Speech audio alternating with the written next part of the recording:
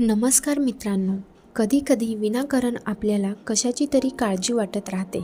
जर कोणी आपल्याला न पटणारी गोष्ट बोललं तर तीच गोष्ट सतत आपल्या मनात फिरत राहते आणि त्या गोष्टीला घेऊन आपण तणावामध्ये जातो आणि त्याचा परिणाम आपल्या आरोग्यावर सुद्धा होतो.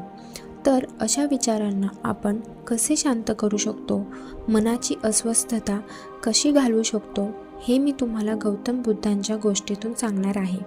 मी तुम्हाला गौतम बुद्धांच्या अशा 4 सवयी सांगणार आहे, ज्याचं अनुकरण तुम्ही तुमच्या जीवनात केलं तर तुम्ही तणावामधून बाहेर येऊ शकता आणि तुम्ही एक आनंददायी जीवन जगू शकता.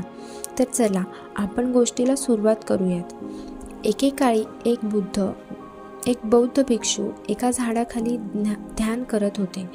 तेव्हा एक राजकुमार त्यांच्याकडे येतो आणि म्हणतो, महोदय,